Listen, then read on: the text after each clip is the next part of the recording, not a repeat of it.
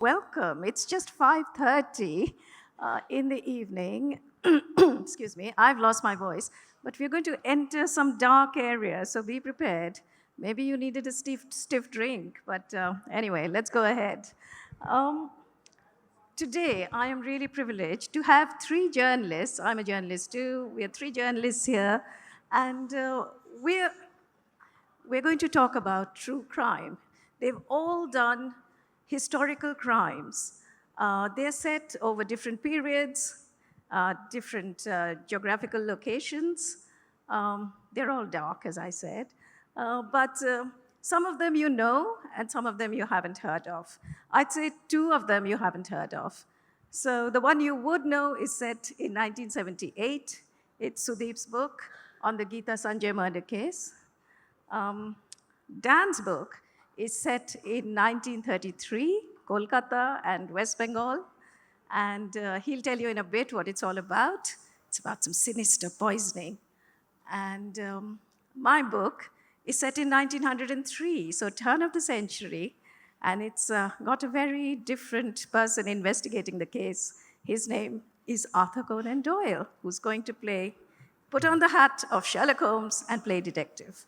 So let's start with Sudeep. And Sudeep, the case that most of us remember, we'll go back in time. We'll start with 78, sorry, yeah. And many of you will remember this case. This is the Geeta Sanjay murder case. I definitely do. I lived in Delhi at the time. I was 16 years old. These kids were just like us, as you say, maybe in quotes, just like us. They were teenagers. We would hitch rides in Delhi just like them. So there was a connection. It really had an impact. And as you said, the hyphenated Billa Ranga just became ingrained. Their murderers became ingrained in our heads. So Sudeep, what took you back to this gruesome murder, double murder? Say again? What made you want to go back to this double murder? Why did I? Because I think I finally, as we know as writers, and many writers in the audience as well, or journal keepers and journalists and so on and so forth, there is a certain time and place that you need a certain mind space for a book as a writer, as a researcher to chronicle an event. And I think even though this happened in 1978, I was very young then, but I remember how much it affected me personally and all my friends, my family, in the 70s. And we were shocked. We were absolutely shocked with the double murder of siblings, Geeta and Sanjay Chopra. Geeta was 17, Sanjay was 15. He was a student of the 10th grade, and I'd just gone into 10th grade. And we remember when the newspapers came, there were something called newspapers back then, no mobile telephony, no internet, nothing at all. But when the papers arrived the day after it happened in Rajasthan, we went and that was all we could talk about for months.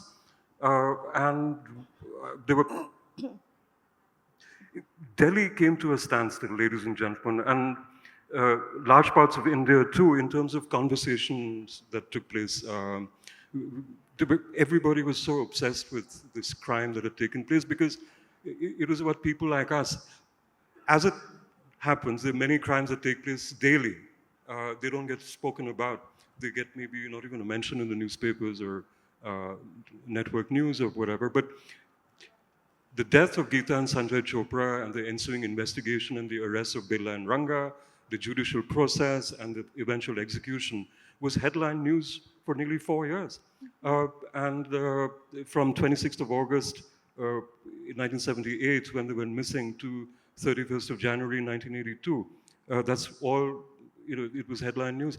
It drove me back because, not only because I was a teenager then myself, and I needed to sort of travel back in time in order to sort of treat this as a point of catharsis, but equally, it was a very interesting time in Delhi's history, in India's history.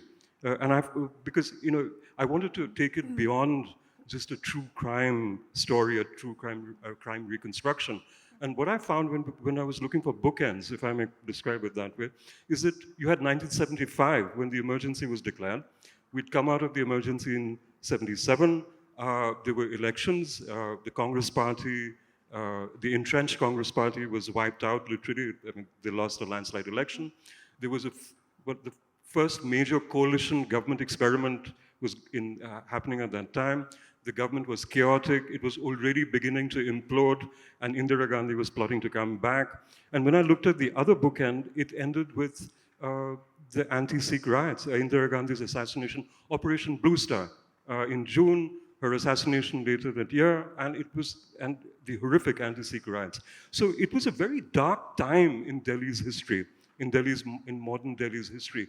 The ninth Delhi, as we call it, from Lal Kot to Lutyens and so on and so forth. Who knows what Delhi will morph into next? But I found this fascinating, that I could talk about a crime that transfixed me and us at the time. Sure. And I thought it was a very rich recent history that could be told evocatively and with rigorous research. And equally, in parallel, you have this story of Delhi and India running at the same time.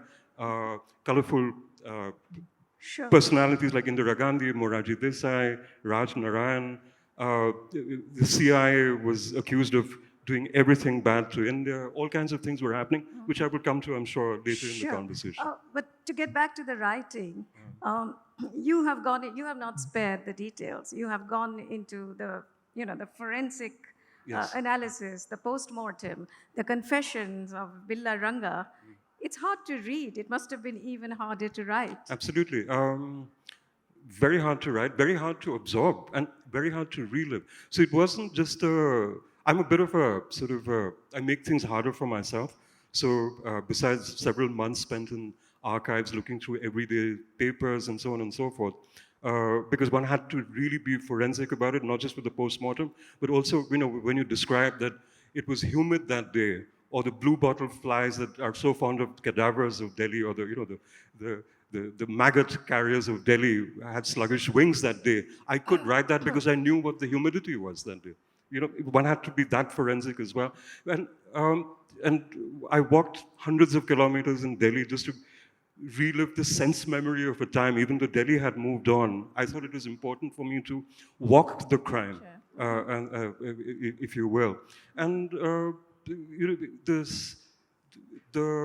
it was necessary. One had to sort of live it. So yes, since you mentioned the research and the rigor and the detail and the forensics, I took a very calculated call, and I'm sure Dan and you will have something to say about that as well, that it was very important for me to be not a voyeur and not make it a voyeuristic experience for the reader as well. So, for instance, the postmortem that we talk about is horrific detail, but there's certain things that I paraphrased out of dignity for Geeta Chopra. She needed that dignity.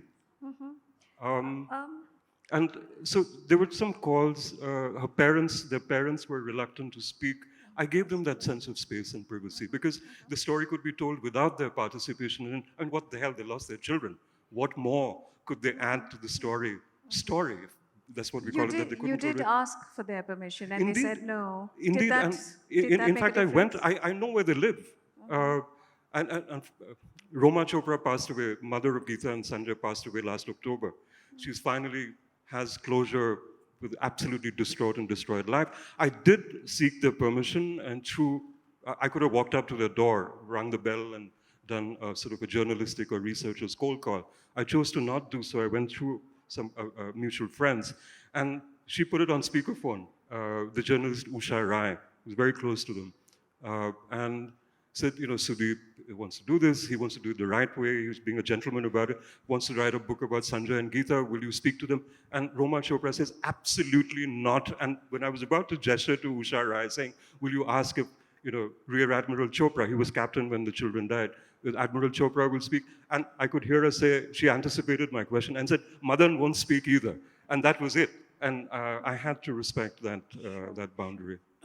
Moving on now to Dan, and 1930s Calcutta. So your book story is set, well, it's a true story, set in 1930s Calcutta in the jazz age. We have this heady cocktail. The nightclubs are flowing, the rich are drinking their heads off. But your story moves to this upstream, to an area called the Santhal Parganas, where the tribals live, and the story of two brothers. So tell us, Dan, tell us about it. So the poison, are we on? Yeah. Poisoner of Bengal is the demented story of a murder by plague in 1930s Bengal, in which, in a familiar tale, you have two brothers fighting for a very valuable patch of land. This is the Pakar Raj, which is about the size of maybe metropolitan London today.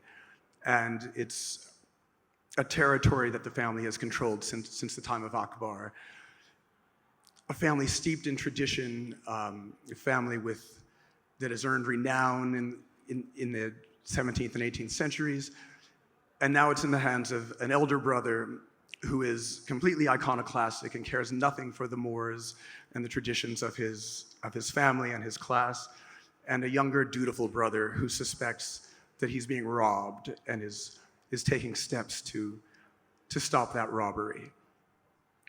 In the past, a brother might have resorted to a hunting accident or an unfortunate act of violence by strangers, paid strangers. But in this case, Benayendra Chandra Pandey took a step and made himself into a 20th century villain by using medical science as his mode of murder, inspired by the cinema and popular culture. He sort of barreled through his clan and his family and his society to take his brother out in a way that he was sure would not be discovered. So tell us a little bit more about how this poisoning is done, how the murder happens. How does he get this poison serum? I leave it to you. So India in the 30s is still suffering from the long tail of the third plague pandemic, which killed roughly 10 million Indians from 1899 into the 1950s. And so Benayendra, who's a fiend for the movies, my thesis here, if you can have a thesis in a true crime potboiler, is that he was inspired by the Adventure of the Dying Detective, a Sherlock Holmes story, which was very popular in India at the time, and which had recently come through India in a cinematic version, in an American film. Mm-hmm.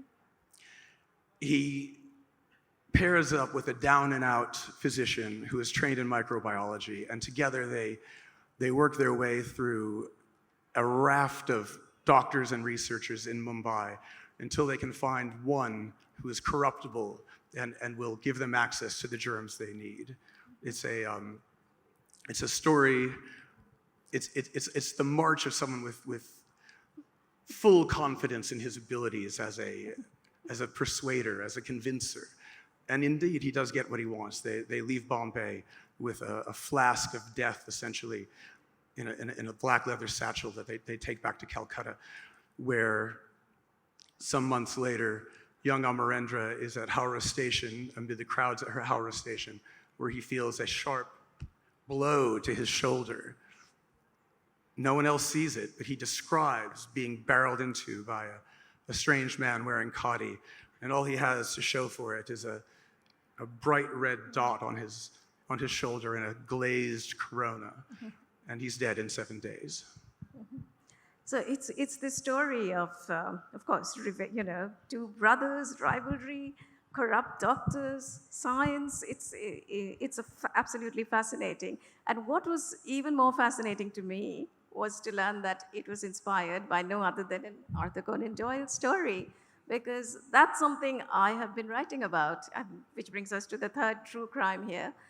So my story is set in 1903. It's set in a small village in the north of England, near Birmingham in the Midlands.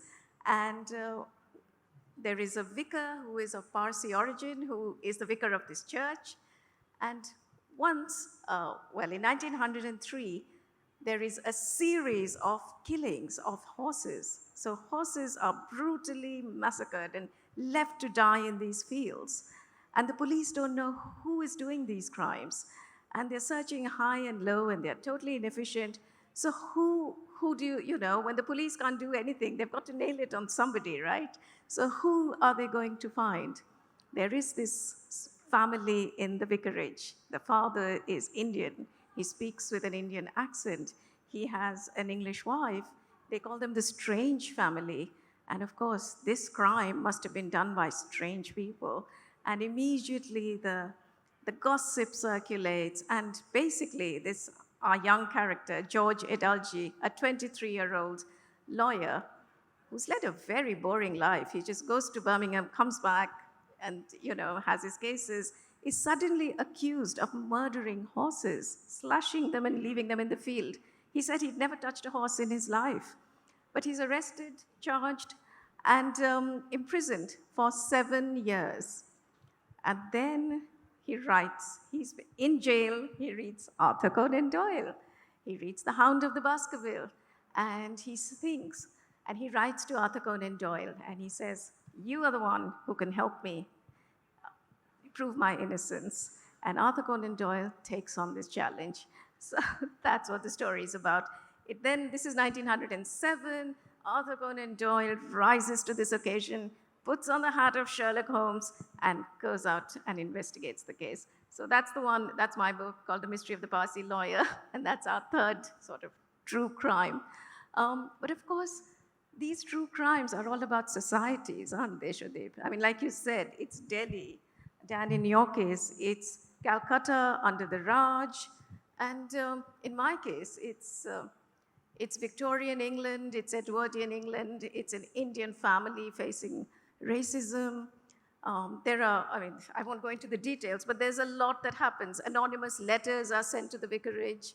There's hate crime. They all have, in your case, the investigation happens in the Geeta Sanjay case. They nail it. Dan, yours, I don't want to give away the ending from your book because it's a fabulous ending. But he is charged and then not, well, I won't give it away. You have to buy all the books.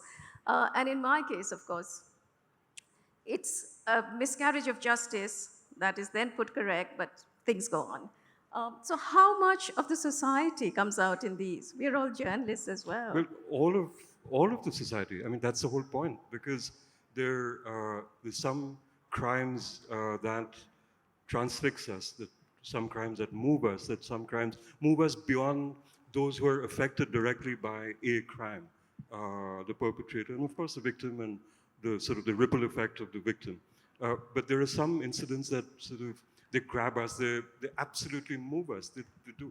And that happens, I think, because of the aspect of society and the aspect of the times we live in. So it's very important. For instance, Nirbhai, in the National Capital Region some years ago, it absolutely gripped India because it was a moment in time where that outrage found voice. I mean, there was so much pent-up feeling, there's so much rage for how unsafe the streets of India's capital region continue to be for women. And that's just nuts, if I may use a casual word, because here I'm talking about 1978, where the whole policing system, the whole investigative system, the entire judiciary, the judicial process and its closure was called to question. It was audited daily because of the crime of the double murder of Geeta and Sanjay Chopra by Billa and Ranga. The other irony is, of course, everybody remembers Billa and Ranga. Nobody talks about Geeta and Sanjay. That's also a sign of the times and a sign of the society that that was then and we are today, that we carry that thing. So I think society is very important, which is why it led me to go beyond just the aspect of two horrific murders, and its aftermath, right to the end, and also talk about as I said briefly earlier, about what Delhi was at that particular time. Mm-hmm. And there are these little nuggets that come out when simple things like people stop taking lifts, and politicians being politicians, they also jumped right onto the bandwagon. We forget that there were thousands of school children across Delhi, thousands of college students from across Delhi who walked sometimes 12 kilometers, 15 kilometers, 20 kilometers to arrive at the point of demonstration at the Delhi Boat Club, where protests are today banned. And they were enraged, they were outraged, they wanted safety for themselves, they wanted safety for society. And they went to the president, they went to the lieutenant governor of Delhi, students, mind you. Not bureaucrats, not parents, students. That was the level of despair and anger and that prevailed at the time. And I mean, I can carry on, but do read the book. The difference between some of my colleagues is that we know what happened, a little bit of what happened with Birla and Ranga and Sanjay Chopra and Geeta, but I put a lot more into it. But I'll just end with one anecdote which I cannot resist, of Atal Bihari Vajpayee, who later became Prime Minister. And he was then the Foreign Minister of India in a coalition government, and it was an alt-right party with a left of center government. Mr. Vajpayee, being the orator that he was, thought he would play diplomat to the government and go and speak to the students. And he went to Boat Club and he got on a jeep and he was speaking to the students, trying to calm them down. They wouldn't be calmed down by his oratory. They wanted justice. So somebody threw a brickbat on him. It cut Mr. Vajpayee's forehead. He went to the Wellington Hospital, got stitched up, and Vajpayee, being Vajpayee, a full diva and a drama queen, we know him well, went into parliament with his kurta pajama splattered in blood, bandage on his head, bleeding, and sort of parliament went into shock. And there was an uproar in parliament. So he played to the crowd as well. So there were these little sideshows happening alongside the outrage of the Geeta Chopra murder. There was this sort of circus taking place. There was this full circus on show in India at that time. And I really wanted to capture those moments as well. Sure. Dan, Alongside. sorry, just to come to you now. Yeah. So what was 1930s? I mean, what is the conflict in the society? It's under the British Raj. You have a police chief who is English. You have an assistant who is Bengali. And there is there is the independence movement going on. They've caught this Raja. He is a well-known man and, have charged him. What is the politics going on at this stage? It's hot. There's a lot of the freedom movement after a lull is back again at full steam. There are tens of thousands of Indian youth in prisons around the country. At the same time, there's a violent resistance taking place in Bengal. You've got assassinations popping, monthly with British officials, magistrates, police officials being gunned down or with attempted assassinations. And you have a society that has no idea what's about to happen. That this crime, they called the crime of the century, before the true crimes of the century had yet happened. Right? It's before Calcutta runs with blood, before the Bhadralok participate in these terrible riots and bloodletting. Right? It's before the war, it's before partition. And so it's heating up, but no one knows really how badly it's about to boil.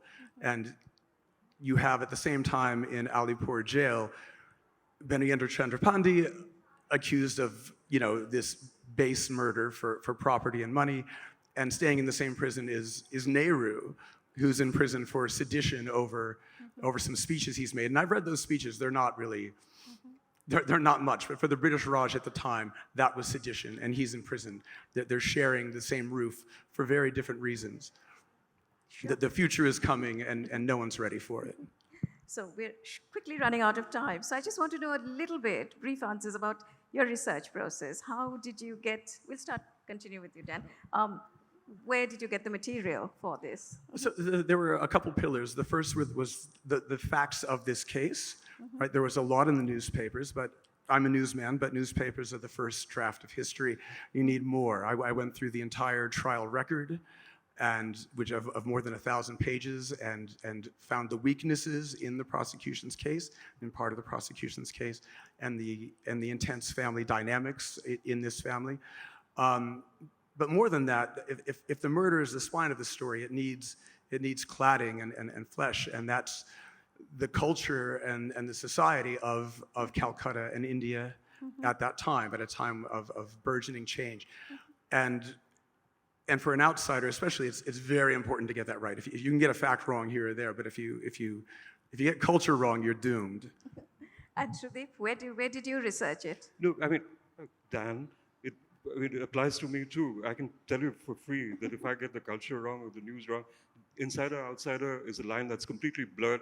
You'll get taken apart regardless of what your provenance is. So, I mean, we are comrades there. Yes, we are. So let me get that. The research, Shrabani, again, as we sort of be as brief as possible, it sort of a multi-layered research, as Dan said, and my DNA is of a journalist, even though I pretend to be a historian and anthropologist and many other things nowadays. But I'm a writer too. And yes, so even more so, as with Dan and with me, the source material, necessarily newspapers and court records, judicial processes, post-mortem reports, and very, very important to get the facts right. So while I spent several months at the Nehru Memorial Library going through several newspapers daily for months on end, for years on end, to try and capture what was happening in the investigation, the arrest, the process, the execution, but also what the conversations were alongside. What movies were running, what shows were running, what plays were running, what was on radio. I mean, after all, the children died because Geeta Chopra was going to record an All India radio program. So it was important to get into that detail. So newspaper archives, court records, because in crime, it's very, very important to have a validation. And this is a pro tip for those budding crime writers. Get hold of judicial records, because in the lower courts, in the high court, in the Supreme Court, every time that a case comes up for hearing, the evidence is presented again and again and again. So you get multiple validations of evidence Of the process. same. So that becomes from a newspaper report, sometimes omission and commission, whatever. But when it's due process, then these records, when they're admitted to court, they become doubly validated and doubly true, if you will. Even there may be disputes, but you've got something to go with. So all of that, and of course these months and months of walking Delhi. I think I wore out a favorite pair of suede shoes by just walking several hundred kilometers along the Delhi of Geeta and Chopra's lives, their abduction, their murder, the jail, the routes from jail to court by Billa and Ranga, the executions.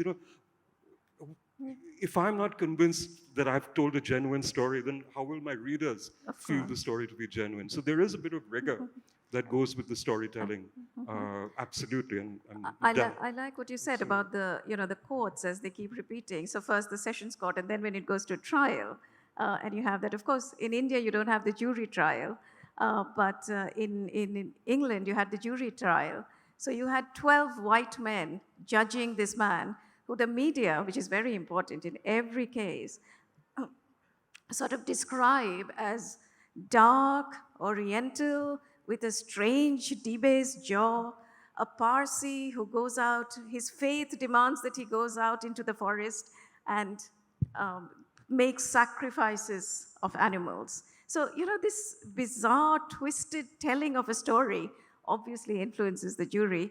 The case against George Adalji is decided in 40 minutes, unanimous guilty.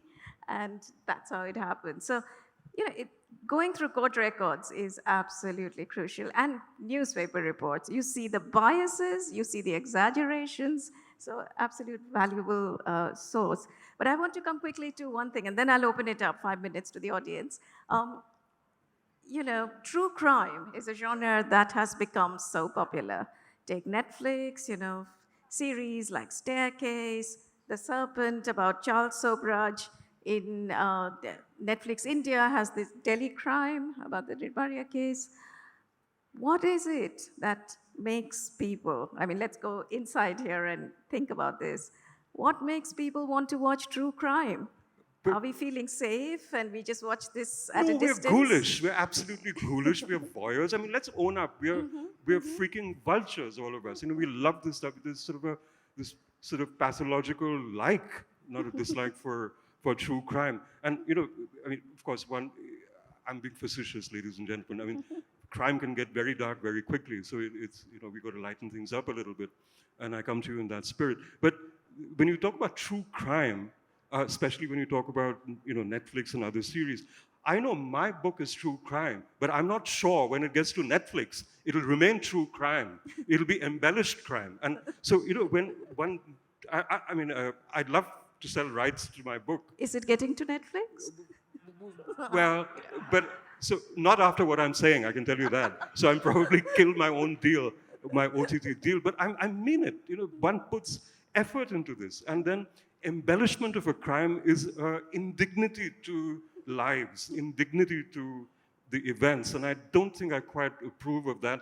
I'm not being Catholic about it, to use it in a general sense, but I think true crime, I know this is true crime, Dan's is true crime, Shrabani is true crime, but the portrayal, subsequent portrayals of the events that we've so rigorously put together in our own way may not be depicted as true crime, because there are embellishments, and that, I'm sorry, maybe I'm just too old-fashioned, that I cannot abide by.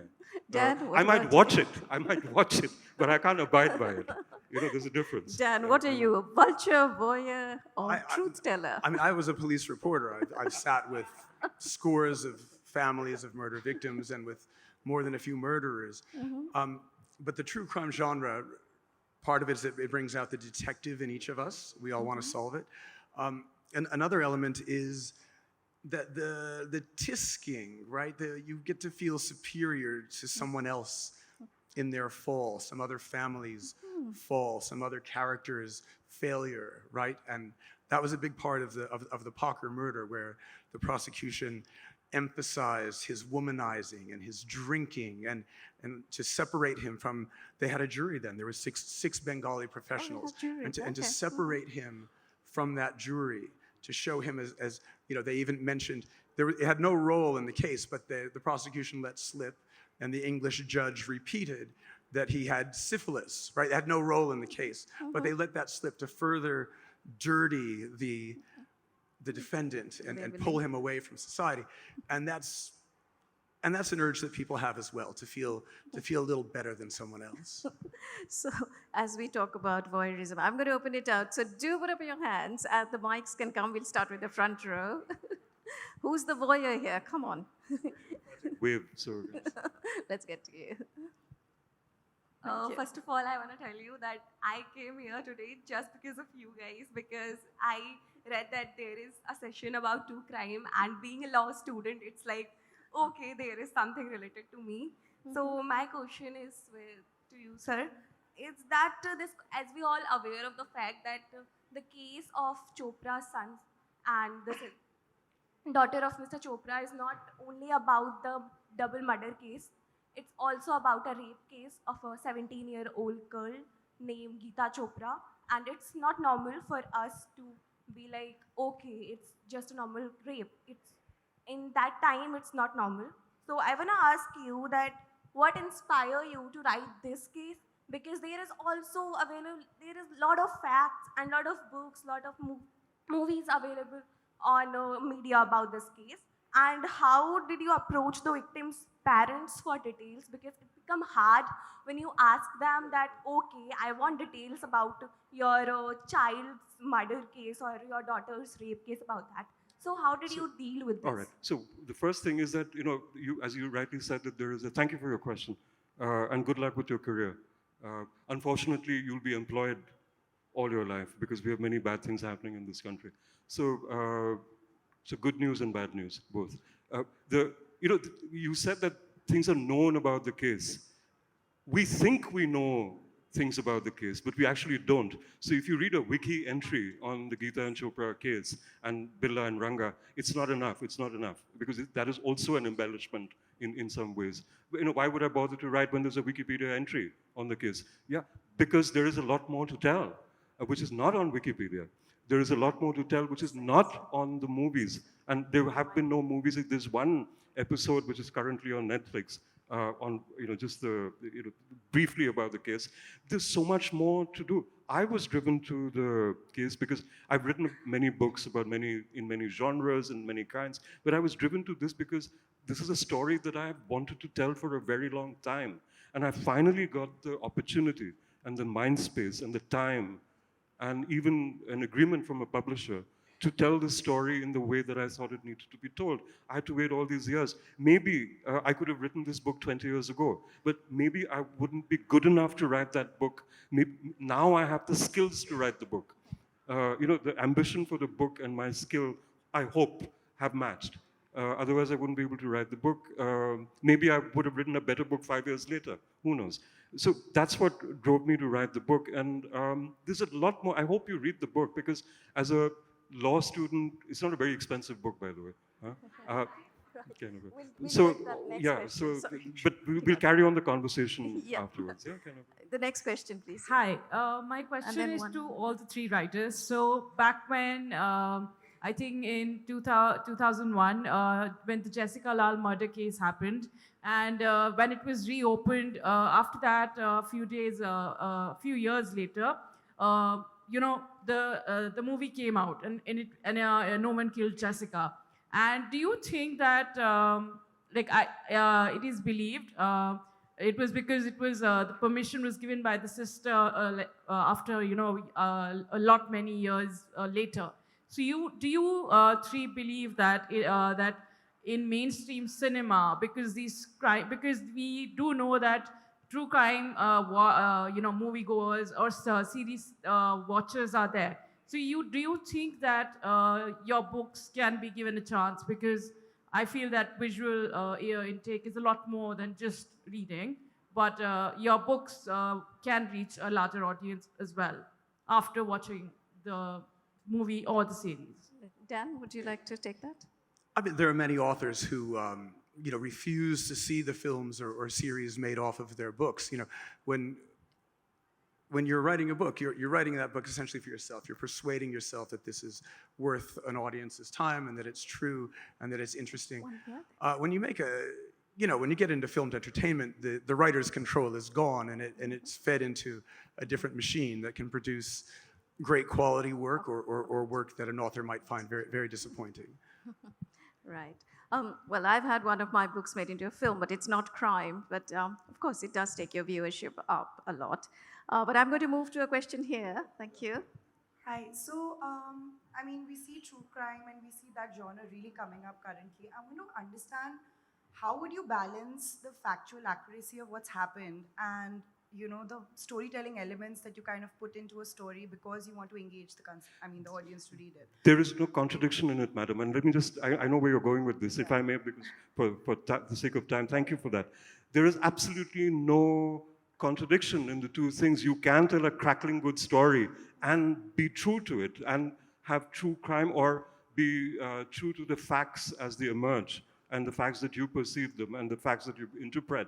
There is no contradiction between what is fact or what you know to be fact and a story that you can tell. And in fact, Dan's story is not that well known, and the root of it, which is why his book is so good. I'm running a risk with writing about Birla and Ranga and Geeta and Chopra, which has a huge Wikipedia entry, for instance, But if you tell the story, if you put it together, and if you try and wrap the story with the story of the times as well, then you can tell the story in an engaging way without compromising the rigor of research or deviating from facts. So there is no contradiction to that. So many questions. Quick Very question. quickly, very Sorry, quickly. Shrabani, I'm It just has going to jump in here. Yeah, okay. This is a follow-on to your research question you asked Sudeep on research. I don't want to put Sudeep on the spot here, but Sudeep, when you didn't get access to Roma and Madan, did you think of talking to other naval officers and their kids who, including your friend Sanjoy, who lived one floor below the Chopras in Gemini 82 in Navy Nagar? Did you try to get some information from them? Because they were younger, but I think Sanjoy was probably the same age as Geeta, probably. Yeah. No, in fact, thank you. I did reach out, but again, I was very clear that it wasn't a biography of the Chopra family or a biography of Geeta and Sanjay Chopra, but it was about the crime that took place. And so it was a larger story than just Geeta and Sanjay Chopra. So it was a very conscious decision.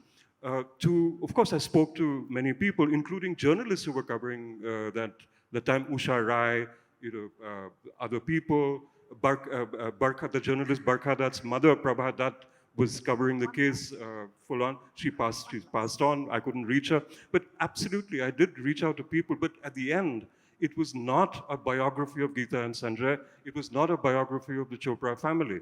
So as it was a larger story, I had to open up a far wider canvas. And as I said, I respected the Chopra family's wish to not speak about it.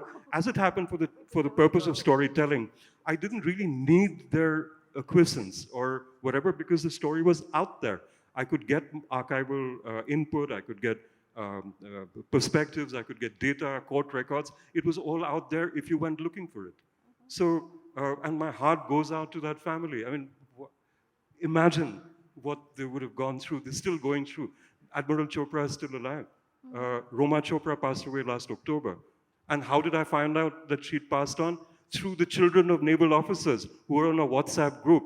And they said, you know, Auntie Roma has passed away. And then someone passed that on to me. So yes, I'm engaged, but I'm a believer in the dignity of the family, the Chopra family. That was paramount for me, absolutely paramount. Okay, we're taking the last question. I'm really sorry, we've been asked to, the bleeper's gone, we have to leave. Yeah, thank you so much for taking this question. I'm a psychotherapist, and my question comes from a very different premise when I'm talking. For all of you, I just wanted to inquire, what is the single most intention? Like, I've been reading a lot of, true crime stories. I watch it on OTT. What is behind retelling a crime story? Like, is it to change the narrative? Is it to, like, it's not researched well? Or is it that, I need to tell the society something? So what is it behind? And you use the word cathartic. So I just wanted to know, what is it that, springs up? So if I can just jump in and I'll pass it on to Dan very quickly, is that I actually use this as a psycho-profile of Delhi. So I actually spoke to two psychoanalysts who have written and researched on Delhi's PTSD. So it was as much the crime as to studying Delhi's notion. So I actually spoke to two psychiatrists who were in the book, Alok Sareen and Ajay out of Bangalore. So anyway, Dan. No, a society sometimes gets the murder it deserves, right? It gets the murder that it creates. And all three of these books, while they're about justice or miscarriages of justice, they're about a time and a place and a certain failure of institutions and a failure of those societies. And that's right. The subtitle is the real title in some way, if you know what I mean. Totally. I mean, I agree completely because mine it's miscarriage of justice. It's a view of society, this George Atalji, a Parsi lawyer subjected to racism. And of course, the figure of Arthur Conan Doyle. I mean, the fact that he investigated one case in his life, and that was to do with an Indian. I mean, come on, it was a story waiting to be told. So we have to end. Thank you so much. A big round of applause. And with a big round of applause, we would like to thank Sudeep Chakravarti, Dan Morrison, and Shrabani Basu for this thrilling session.